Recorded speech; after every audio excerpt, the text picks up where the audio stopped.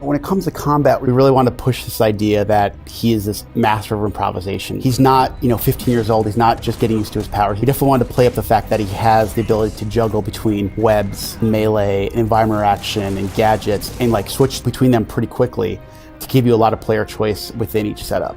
The very basics of combat starts with melee, right? You have your square button and keep hitting it in a nice rhythm, and you're gonna do some really cool attacks. But that's kind of the start. You use that to kind of begin the rest of your abilities, whether it's holding it down and launching a guy up in the air and then pressing it down again to jump up with him and continue attacking, then pressing triangle to web strike down, holding web strike to grab guys and throw them. It kind of starts with the basics of melee. We really want to get you off the ground and using your acrobatics, using your gadgets, and using your webs to feel more like Spider-Man. We really wanted to play to Spider-Man's strengths. We just didn't want it to be a brawler, right? He's so much more acrobatic, and he really has that sense of fluidity and flow in combat. But it's not just on the ground, it's constantly going back, up and down, left and right, and using the environment to really deliver that idea of improvisation, and you're kind of in control of that improvisation. So I think of all the little things that you can experiment with. One of my favorite things to do is to punch a guy up in the air and then just slam him down, right, with my webs. But I was experimenting the other day with, hey, what if I punch him in the air and then I start webbing him up?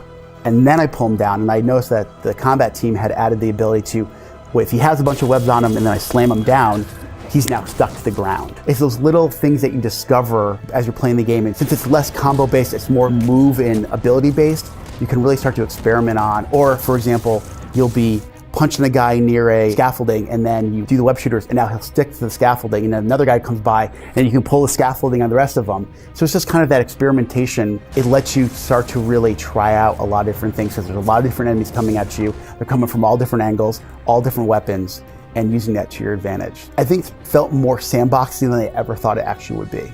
There are going to be moments where you definitely want to go in, it's going to be fast, and it's going to be hectic, but there are going to be opportunities, depending on how you want to play the game, where you actually can slow things down a bit, be a little bit more strategic, a little bit more cerebral, and actually take guys out without even alerting others. So you can kind of thin the herd before you go into it in strike. You have that flexibility within the game. We said this is more experienced Spider-Man. He's been doing it for 8 years. So we want you to feel like a hero right away, but we want you to feel like a greater hero over time. So we're gonna have a pretty deep progression system where you can unlock new moves and abilities over time, but also craft new gear, new suits and suit mods, and even you'll be improving the abilities of your gadgets over time.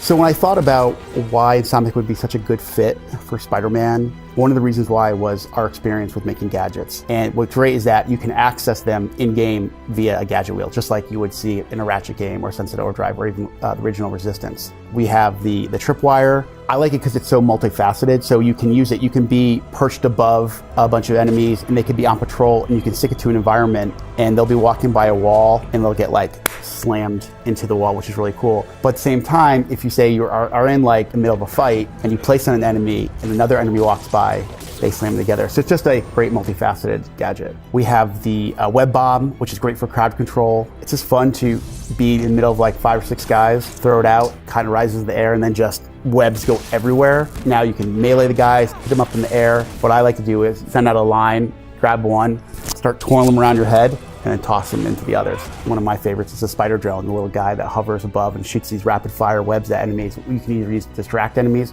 or set you up for attacks. It has the personality of both Peter and Insomniac. So in some of our city activities, we'll have the main objective, okay, you gotta stop this storefront robbery, or you gotta stop this drug deal happening. But some of these objectives will actually have sub-objectives like complete 5 finishers or take 3 guys out with your tripwire, those kind of things. So they're actually a lot of replayability, but at the same time, you get extra stuff that you can use for customization. So it's kind of yeah, you completed the Fisk base, but did you complete all sub-objectives? Because that'll give you actually more currency to bring back and use into customization and progression. So it's really important for us that we want players to be the Spider-Man they want to be, so they can unlock the skills and the abilities that they want to. But at the same time, we talked about the gear and the gadgets and the suits and all the activities in the city that you complete will all contribute to things you need to craft those items. So we really want to make sure that not only you feel like a great superhero, but you're the superhero that you want to be.